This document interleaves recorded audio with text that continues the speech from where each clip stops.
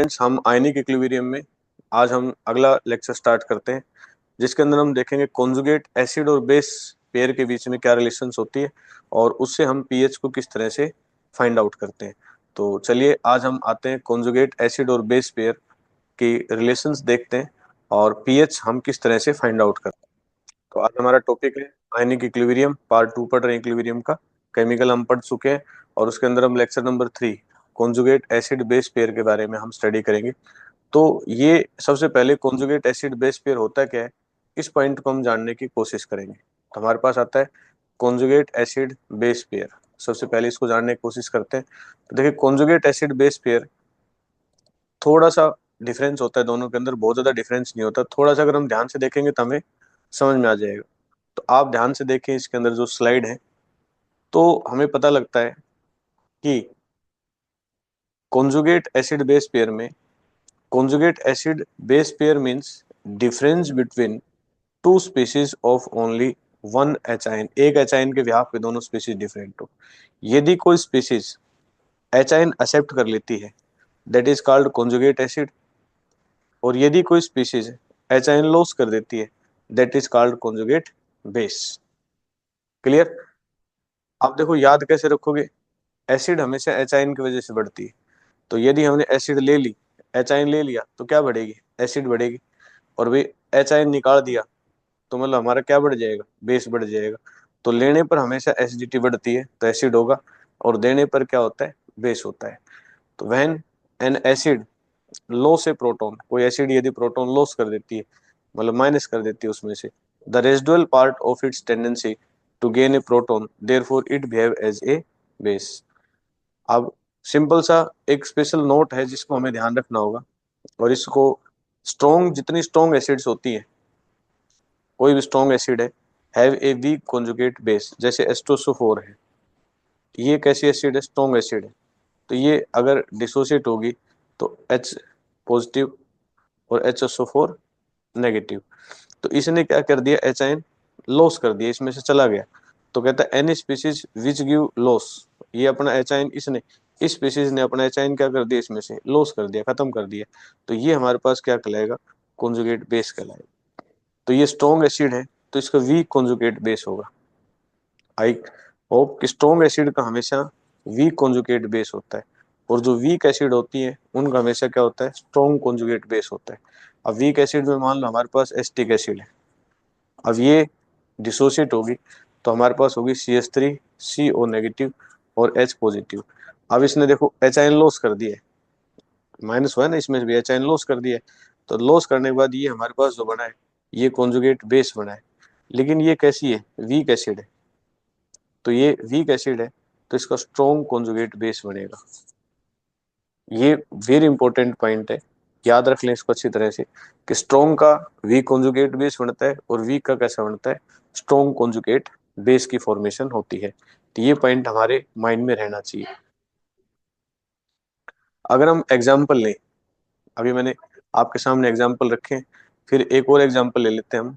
तो यदि हम एग्जाम्पल लेते हैं तो देखो ध्यान से, एसिटिक एसिड है, ये कैसी एसिड है? Weak acid. तो इसका कॉन्जुगेट बेस कैसा होगा? स्ट्रॉन्ग बेस होगा। ये मैंने बता चुका हूँ पहले ही, एचाइन को लॉस कर रहा है।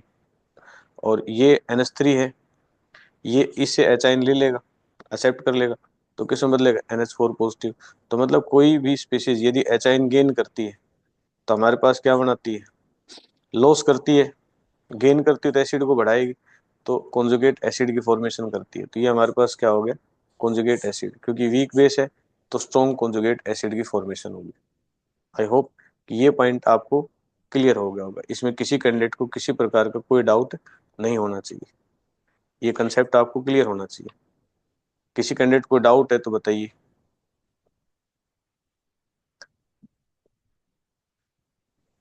कोई डाउट है? नहीं है तो हम आगे बढ़ते हैं और अगले पॉइंट पे चलते हैं। ठीक है, नेक्स्ट हमारे पास आता है, ये कुछ एग्जांपल्स हैं जहां आपको कॉन्जुगेट एसिड और कॉन्जुगेट बेस के बारे में मैं आपको बताऊंगा। ये आपको याद भी रखना है और ब्रेन में भी रखना है। जैसे वाटर है, वाटर यदि एचाइन गेन कर ले तो गेन करने पर एसिड होता है। गेन करने पर हमेशा यदि एचाइन गेन किए जाएंगे तो कॉन्जुगेट एसिड बनेगी, और यदि एचाइन लॉस करोगे तो क्या बनेगा? कॉन्जुगेट बेस बनेगा। यदि वाटर ने एच आयन गेन किया तो बनाएगा H3O पॉजिटिव, तो ये इसकी कॉन्जुगेट एसिड होगी। और वाटर ने यदि एच आयन लॉस किया तो ये क्या बनाएगा, OH नेगेटिव, तो ये उसका होगा कॉन्जुगेट बेस। NH3 यदि एच आयन गेन कर लेता है तो NH4 पॉजिटिव कॉन्जुगेट एसिड, और यदि ये लॉस कर देता है तो NH2 नेगेटिव, तो ये हमारे पास कॉन्जुगेट बेस। कार्बोनिक एसिड होता है HCO3 नेगेटिव, यदि ये गेन कर लेगा तो हो जाएगा H2CO3, तो ये कॉन्जुगेट एसिड। यदि एक और लॉस कर देगा तो ये हो जाएगा CO3 2 नेगेटिव, एक नेगेटिव तो था, एक और लॉस करने पर क्या आ जाएगा 2 नेगेटिव। HS नेगेटिव है, गेन कर लेगा तो H2S बनेगा, और यदि एक और लॉस कर देगा तो H2 नेगेटिव बनेगा।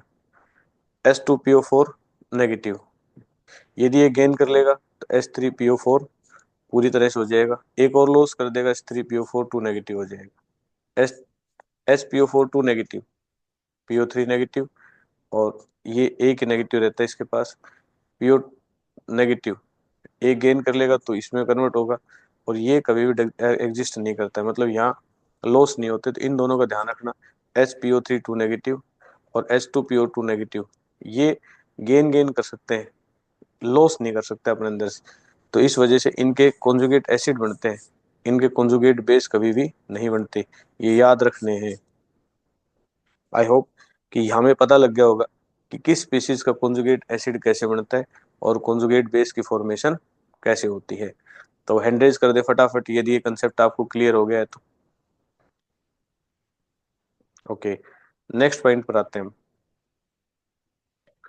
अगला पॉइंट आता है हमारे पास, रिलेशनशिप देखनी है हमें किसके अंदर, कॉन्जुगेट एसिड और कॉन्जुगेट बेस पेयर के अंदर। अब हम मैथमेटिकल रिलेशनशिप के ऊपर आना चाहेंगे कि भाई अगर न्यूमेरिकल सोल्व करने हो या आगे के रिलेशन हमारे पास कैसे बनेंगे। तो हम बिल्कुल जो अभी तक आपने पढ़ा है उसी पार्ट को लेंगे। जैसे हमारे पास ये वीक एसिड है, वाटर की प्रेजेंस में हमने लिया तो ये किस में टूटेगी, CH3CO नेगेटिव, और यहाँ से जो एच आयन लॉस होगा ये गेन करके किस में बदल जाएगा, H3O पॉजिटिव में, इसमें बदल जाएगा। आई होप ये कंसेप्ट क्लियर हो गया, क्योंकि ये स्पीसीज अपना एच आयन क्या कर रही है, दे रही है, तो जो एच आयन निकाल दे अपने अंदर तो हमेशा क्या बनाते हैं, कॉन्जुगेट बेस। क्योंकि एसिड कैसी है, वीक एसिड है, तो ये क्या बनेगा, स्ट्रॉन्ग कॉन्जुगेट बेस बनेगा। यदि हम इसका एसिड है, इसका डिसोसिएशन कांस्टेंट के निकालें तो प्रोडक्ट अपॉन रिएक्टेंट, तो ये प्रोडक्ट लिया हमने, और ये हमारे पास इक्वेशन नंबर 1 की फॉर्मेशन हो गई। पॉइंट क्लियर, आगे बढ़े हम। ये हमारे पास जो कॉन्जुगेट बेस है जो बना है, अब हमने क्या कर दिया, इस कॉन्जुगेट बेस ने इससे एच आयन ले लिया वाटर से, और ये किस में बदल गया, एसिड के अंदर, और ये ओ एच आयन क्या कर दिया, इसने फ्री कर दिया। देखो ये यदि एच आयन लॉस करता है तो कॉन्जुगेट बेस बनाता है, और ये कॉन्जुगेट बेस यदि एच आयन गेन करता है तो क्या बनाता है, एसिड की फॉर्मेशन करता है। और ये हमारे पास, तो ये बेस था, इसलिए हमने क्या निकाला, के बी फाइंड आउट किया, तो product upon reactant, this is the equation number 2। I hope कि ये दोनों इक्वेशंस आपको बनानी आ गई होंगी, बना ली। अब के ए और के बी के बीच में हम रिलेशन देखना चाहेंगे, क्या रिलेशंस बनती हैं और किस तरह का अगला रिजल्ट हमारे पास आता है। तो हमने देखा कि दोनों में वाटर एक्सेस क्वांटिटी में है, इसके अंदर भी वाटर एक्सेस क्वांटिटी में लिया हमने, इसके अंदर भी वाटर हमने क्या लिया है, एक्सेस क्वांटिटी में लिया है। तो आप ध्यान से देखेंगे कि मैंने ऊपर वाली वैल्यू के अंदर वाटर की वैल्यू नहीं रखी, मैंने ये रख दिया, उसके बाद मैंने ये रखा, दोनों रख दिए, साइड इसको मैंने नीचे रख दिया लेकिन वाटर को नहीं रखा। तो यदि वाटर एक्सेस क्वांटिटी में होता है, इन दोनों में ही वाटर क्या है, एक्सेस क्वांटिटी में, तो उसकी वैल्यू कितनी हो जाती है, यूनिट हो जाती है, या फिर इसको हम क्या बोलते हैं, एक्टिव मास बोलते हैं। ठीक है, तो excess quantity so active mass of water is 1, एक हो जाएगा। ये पॉइंट ध्यान रखना है इसके अंदर। अगर इन दोनों इक्वेशन से हम रिजल्ट निकालें, दोनों को अगर मल्टीप्लाई कर दें के ए और के बी को, तो मल्टीप्लाई करने पर हमें क्या उत्तर मिलेगा, हमने के ए लिया, इनटू हमने क्या कर दिया, के बी, दोनों को मल्टीप्लाई किया, तो हमारे पास के ए का ये था CO3CO नेगेटिव और H3O पॉजिटिव, अपॉन क्या था, CH3COH, और इसका ये था के बी का, तो के बी का क्या था, CH3COH, क्लियर, इसका नीचे वाला था ना एच है हमारे पास, इसका भी एच है, और ऊपर क्या है, OH नेगेटिव, और नीचे क्या था, CH3CO नेगेटिव। तो इससे ये कैंसिल हो गया, इससे ये कैंसिल हो गया, इसलिए हमने इससे ये काट दिया, और इससे ये काट दिया, तो हमारे पास जो नेट आउटपुट बचेगी वो हमारे पास क्या बची, इसका ये बचा, इसका ये बचा। तो के ए के बी, हमें पता है H3O पॉजिटिव भी लिख सकते हैं इसको, या फिर इसको हम क्या लिख सकते हैं, H पॉजिटिव भी लिख सकते हैं। तो हमारे पास जो बचा H पॉजिटिव और OH नेगेटिव। तो के ए और के बी दोनों के बीच में ये रिलेशन आएगी।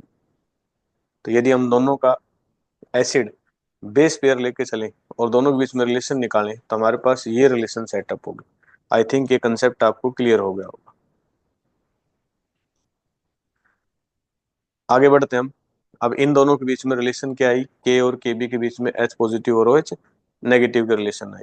इसको यदि हम ध्यान से देखें तो हमें पता है H पॉजिटिव और OH नेगेटिव किसके बराबर होता है, KW, जिसको हम क्या बोलते हैं, आयनिक प्रोडक्ट ऑफ वाटर।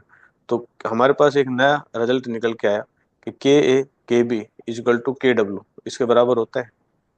यदि हम दोनों तरफ नेगेटिव लॉग ले लें दोनों तरफ, तो हमारे पास क्या रिजल्ट आएगा, पी के बी और PKW। तो मतलब एक रिलेशन और बन गया हमारे पास कि ये जिसका नेगेटिव लॉग लिया हमने, इसका नेगेटिव लॉग लिया, इसका नेगेटिव लॉग लिया, तो इनका नेगेटिव लॉग लेंगे तो हमारे पास ये आएगा नेगेटिव लॉग के ए के बी और नेगेटिव लॉग KW। तो नेगेटिव लॉग लॉग तो क्या बन जाएगा, PKW बन जाएगा। और ये मल्टीप्लाई में है तो ये क्या हो जाएंगे, जुड़ जाएंगे।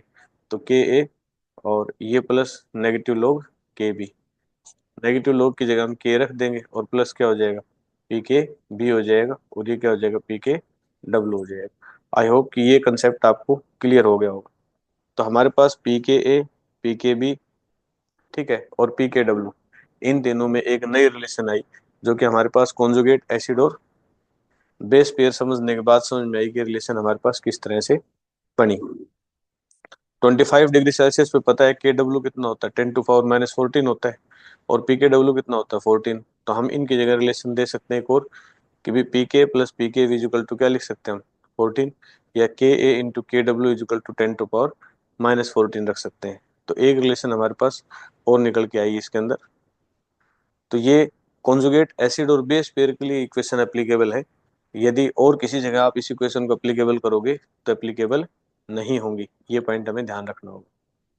हमारे पास एक एग्जांपल है, जैसे इसका के ए और इसका के बी, ये इसका एसिड है, ये इसका क्या है, बेस। इन दोनों का मल्टीप्लिकेशन हमारे पास कितना है, 14 है। ऐसे ही ये बेस है, ये इसका क्या है, एसिड है।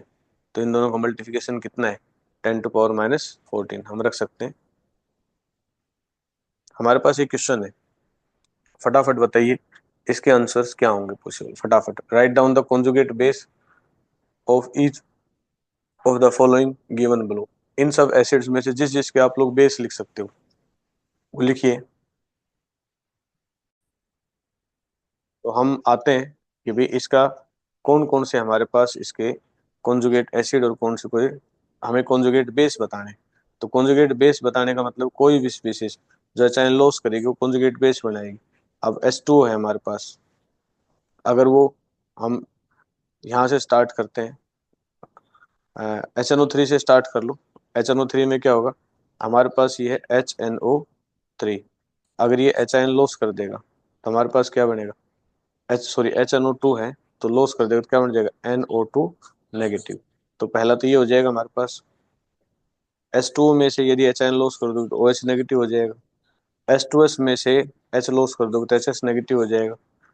H3PO4 में से यदि H लॉस कर दो तो H2PO4 नेगेटिव हो जाएगा। इसमें से यदि एच आयन लॉस कर दो तो ये हो जाएगा। और NH3 में से यदि एच आयन लॉस कर दो तो NH2 नेगेटिव हो जाएगा। तो ये सारे के सारे इसके क्या है, कॉन्जुगेट बेस है। यदि आपको ये कंसेप्ट क्लियर है तो हैंड रेज कर दे फटाफट, रेज योर हैंड्स। गुड। अगला क्वेश्चन हमारी स्क्रीन के ऊपर है, फटाफट बताइए इसका answer. Which of the following set of species is the pair of conjugate acid and base respectively. कौन किसका कॉन्जुगेट एसिड बेस पेयर है, सिर्फ हमें ये बताना है।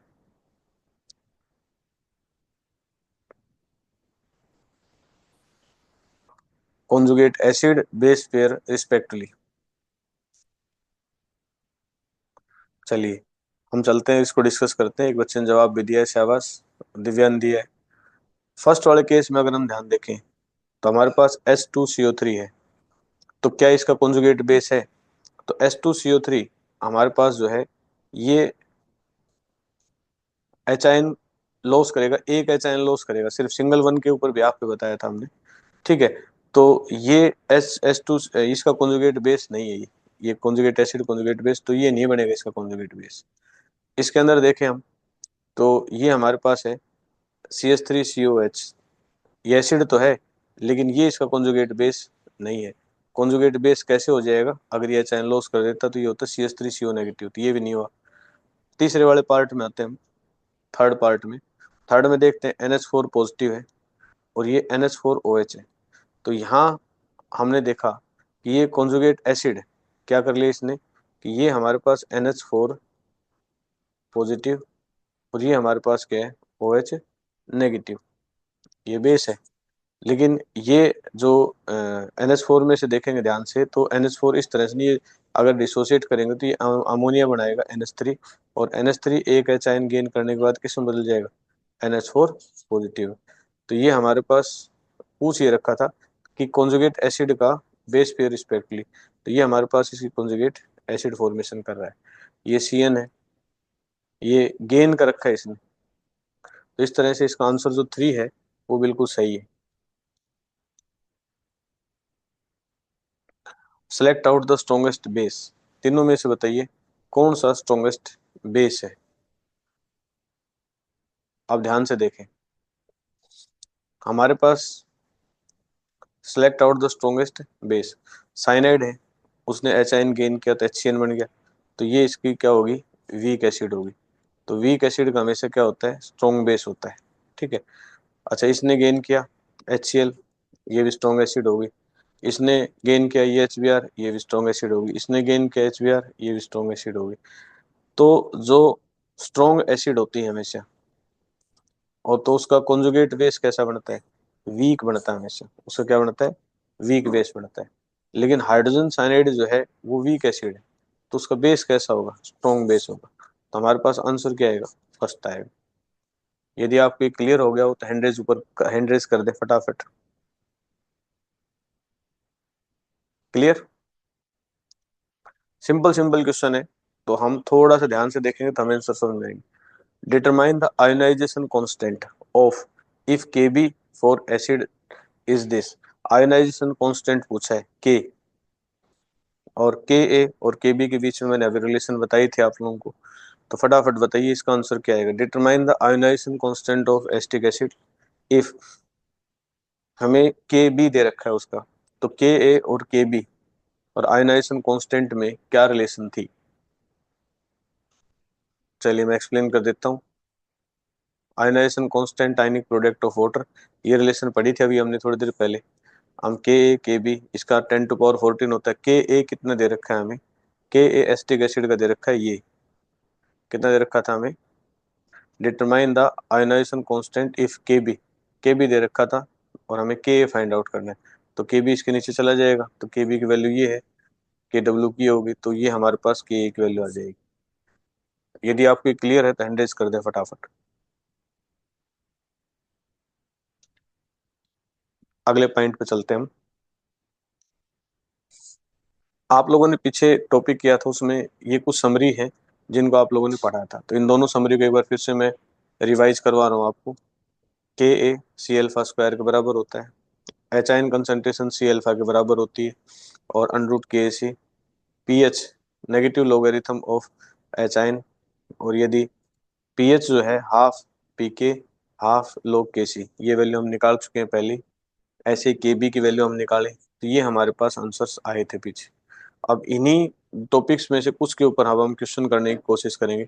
तो चलिए, हमारे पास एक क्वेश्चन है ये, among the following which acid is stronger. तो इनमें से बताइए कौन सी एसिड जो है वो हमारे पास स्ट्रोंगर होगी। देखो, आप लोगों को मैंने थोड़ी देर पहले भी इस पॉइंट के बारे में बताया था, शाबाश। ज्यादातर बच्चों का हर हर्ष का आंसर है फर्स्ट। चलिए देखते हैं इसका एग्जैक्ट आंसर हमारे पास क्या आता है, उस पॉइंट पे आते हैं। हम लोगों ने पढ़ा था कि एसिडिक स्ट्रेंथ जो होती है वो किस पे डिपेंड करती है, एच आइन पे डिपेंड करती है। और के ए बढ़ेगा तो एच आइन भी बढ़ेंगे, एच आइन यदि बढ़ेंगे मतलब डिसोसिएशन कांस्टेंट बढ़ेगा तो एसिडिक स्ट्रेंथ भी बढ़ेगी। तो के ए की वैल्यू यदि इंक्रीज होती है तो एच आइन की वैल्यू भी हमेशा क्या होती है, इंक्रीज होती है, और इस वजह से स्ट्रोंगर एसिड होगी। ठीक है, तो जिसकी के ए ज्यादा है उसको देख लें।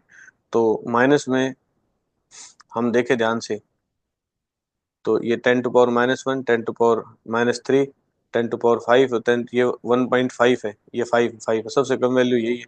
तो ये के इसका क्या होगा, ज्यादा होगा, तो इसलिए इसकी क्या होगी स्ट्रेंथ, एसिडिक स्ट्रेंथ क्या होगी इसकी, ज्यादा होगी। अगर हम अगले पॉइंट को देखें, among the following which acid is stronger. अब देखो के ए की जगह क्या हो गया, पी के ए हो गया। अब के ए और पी के ए में उल्टी रिलेशन होती है, पी के हमेशा उसका क्या होता है, नेगेटिव लोगरिथम होता है।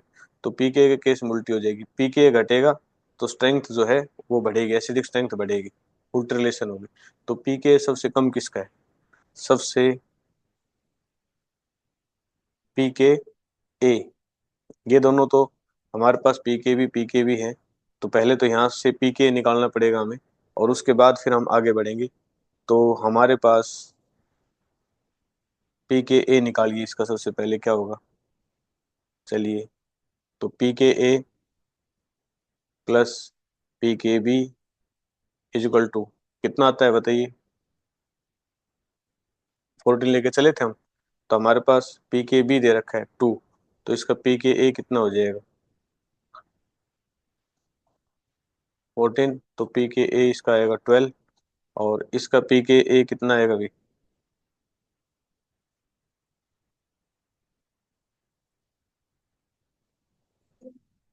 इसका पी के ए कितना आएगा 10। ठीक है, इसका पी के ए कितना आएगा 12, इसका पी के कितना 5, इसका पी के क्या है 3। तो अब हम देखते हैं, among the following is acid stronger, जितना पी के कम होगा एसिड उतनी ज्यादा स्ट्रॉन्गर होगी। तो सबसे कम पी के किसका, इसका 12, इसका 10, इसका 5, इसका 3, तो सबसे कम इसका है, तो इसका एसिडिक स्ट्रेंथ क्या होगी, के ए जितना ज्यादा होगा एसिडिक स्ट्रेंथ उतनी ज्यादा होगी। लेकिन पी के क्या होता है, इसका नेगेटिव लोगरिथम होता है, तो पी के हमेशा उल्टी रिलेशन शो करेगा। तो ये कंसेप्ट आपको क्लियर हो गया है, तो हैंड रेज कर दें फटाफट, रेज योर हैंड्स। चलिए अगले क्वेश्चन पर बढ़ते हैं हम, इसके बारे में बताइए। A weak monobasic acid is 1% ionized in its 0.01 m aqueous solution.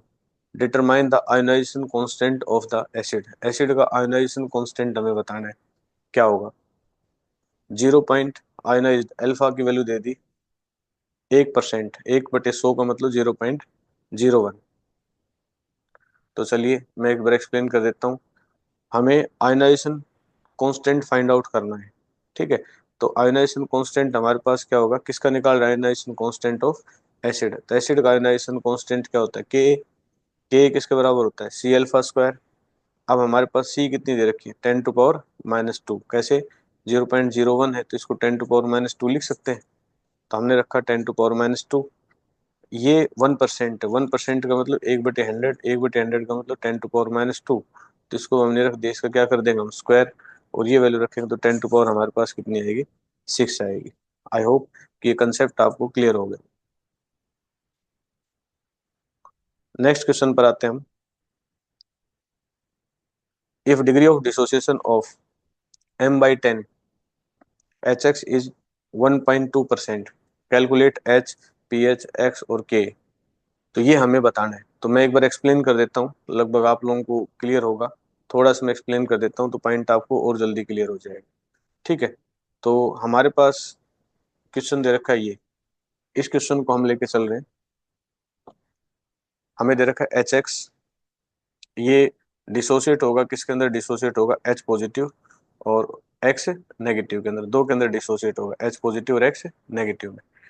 यदि सी कंसंट्रेशन उस टाइम पे 0 0, सी माइनस सी एक्स, सी अल्फा, यहाँ से हमारे पास बहुत सारी चीजें मिलेंगी। क्या मिलेंगी, यहाँ से ध्यान से देखो, जो सी अल्फा है वो किसके बराबर है, एच आइन के बराबर है। तो एच आइन और सी अल्फा बराबर रख सकते हैं।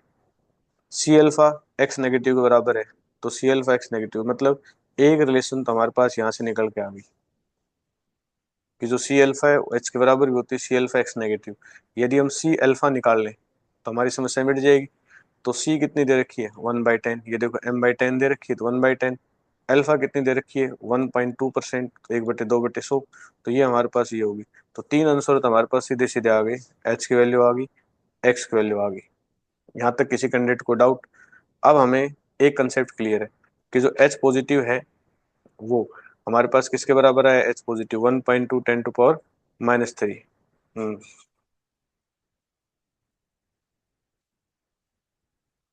ओके, आई विल शेयर बेटा। एच पॉजिटिव जो है वो हमारे पास 1.2 10⁻³ के बराबर होता है। अगर हम देखो ध्यान से यहाँ से पीएच निकाल रहे हैं, हम पीएच निकालने का एक तरीका है taking negative log both sides, दोनों तरफ नेगेटिव लॉग लगाते हैं हम। तो नेगेटिव लॉग हमने यहाँ भी लिया, नेगेटिव लॉग हमने लिया, तो नेगेटिव लॉग किसके बराबर हो जाएगा, पीएच के बराबर। इसका नेगेटिव लॉग लोगे तो ये बाहर की तरफ आएगा, तो log a plus log b, और अंदर खोलेंगे तो ये 1.2 log 3। 1.2 का कल मैंने बताया था कैसे निकालते हैं, तो 0.08 आएगा, ये 3, और ये हमारे पास पॉइंट आएगा 92।